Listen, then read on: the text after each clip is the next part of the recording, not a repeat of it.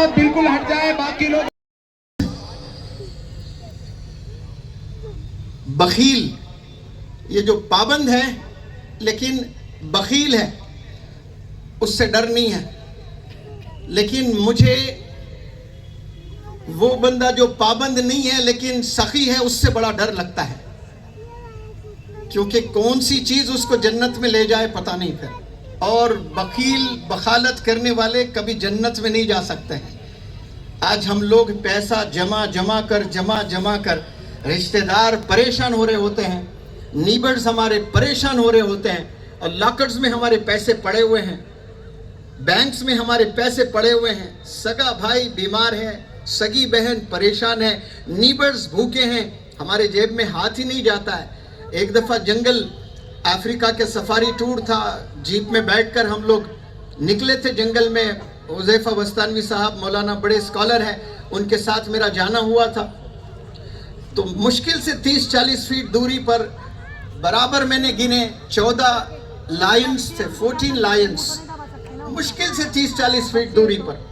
اور میں ادھر لیفٹ طرف نظر ڈالتا ہوں تو کم از کم 200-300 ہرن تھے. تو میں نے مولانا سے پوچھا، حضرت یہ 40 فیٹ پر میں 14 لائنز کو دیکھ رہا ہوں اور تھوڑی دور میں 200-300 ہرن کو دیکھ رہا ہوں، اور وہ اعتکاف کر رہے ہیں، بیٹھے ہوئے ہیں، ان کا ناشتہ بہترین رکھا ہوا ہے اور وہ کچھ نہیں کر رہے ہیں. تو ایک عالم کے پاس کتنا علم ہوتا آپ دیکھیں.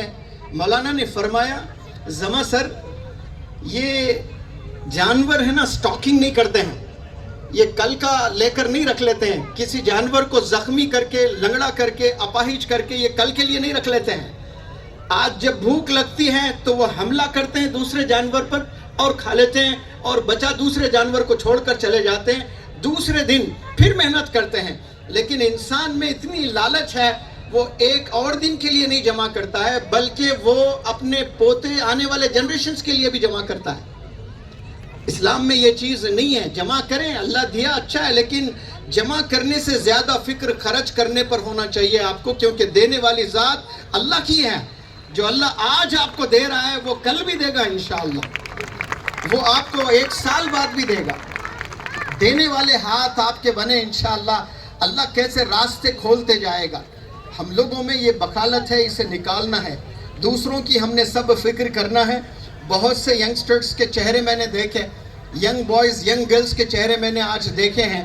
میں اپیل کرنا چاہتا ہوں، اگر آپ کامیاب ہونا چاہتے ہیں، اس سے قبل میں میری بات کمپلیٹ کر دوں. میں نے کہا 2 بڑے غلطی ہم لوگ کرتے ہیں. ایک، ہم نے خدا کو نہیں پہچانا، یعنی جس انداز میں ہم نے خدا کو پہچاننا ہے اس انداز میں ہم نے نہیں پہچانا. جو علم ہمارا ہونا چاہیے خدا کو لے کر، وہ علم ہمارا نہیں ہے، اس میں کمی ہے. اور یہ کمی کو پورا کرنے، یعنی اس کو ختم کرنا، ہم نے اپنے علم میں، اپنے نالج میں اضافہ اگر ہم نے کرنا ہے تو اچھے لوگ، اچھے ٹیچرز، اچھے اسکالرز سے ہمیں ملاقات کرنا بہت ضروری ہے. لیکن آج ہر نوجوان بچہ اپنا وقت کس کو دیتا ہے؟ وہ اپنا وقت موبائل کو دیتا ہے. موبائل ایڈکشن کی ایک بڑی خطرناک بیماری ہے، اس میں اس کی جوانی کٹ رہی ہے. تو یہ خود کو ہم نے پہچاننا ہے. آج ہم لوگ 2 بہت بڑی غلطیاں کر رہے ہیں. ایک، خدا کو نہیں پہچانتے ہیں، اور دوسرا خود کو نہیں پہچانتے ہیں. جو بندہ خود کو نہیں پہچانتا ہے وہ دوسروں کا کیا بھلا کرے گا، اپنے گھر والوں کا کیا بھلا کرے گا، آنے والی نسل کے لیے وہ کیا میسج دے کر جائے گا. اسی لیے میں تمام لوگوں سے التجا کرتا ہوں کہ آپ نے خدا کو پہچاننا ہے، بھرپور پہچاننا ہے، مکمل پہچاننا ہے. اور کبھی اللہ سے ہم نے ناراض نہیں ہونا ہے، کبھی اللہ سے ہم نے شکوہ نہیں کرنا ہے. اور دوسری چیز، ہم نے خود کو پہچاننا ہے. ہر ایک چیز کا ایک بھاؤ ہوتا ہے، ایک پرائس ہوتا ہے. موبائلز میں اگر میں بات کروں تو آئی فون کے بہت سے دیوانے ہیں، لیکن آئی فون کا ایک پرائس ہوتا ہے. وہ 1.5 لاکھ سے 2 لاکھ ہی ہوتا ہے، کوئی 3 لاکھ کا نہیں ہوتا ہے. مارکیٹ میں کچھ 3 لاکھ کے بھی فون آئے ہیں، 4 لاکھ کے بھی فون آئے ہیں، لیکن اس کا پرائس 4-5 لاکھ کا ہی ہوتا ہے. اسی طرح ہر ایک چیز کا ایک دام ہوتا ہے. میں اگر آپ سے پوچھوں کہ آپ کا کیا دام ہے، اللہ نے جو آنکھ آپ کو دے رکھی ہے وہ آنکھ کے کیا دام ہے؟ اللہ نے جو ہاتھ آپ کو دے رکھے ہیں وہ 2 ہاتھ کے آپ کے کیا دام ہیں. یہ پرائس کو پہچاننا، خود کو پہچاننا ہے. یہ ہم پہچانتے نہیں ہیں. آپ جا کر وراٹ کوہلی سے پوچھیں کہ آپ ایک انگوٹھا دے دیں، وراٹ کوہلی سے کہیں ہم 10,000 کروڑ دیں گے آپ کو، کیا وراٹ کوہلی وہ انگوٹھا اپنا دے گا؟ نہیں دے گا. اس کو معلوم ہے کہ اس نے ہاتھ سے کتنی شہرت، کتنی دولت کمائی ہے. آج ہر ایک کے پاس یہ انگوٹھا ہے، ہر ایک کے پاس یہ ہاتھ ہے.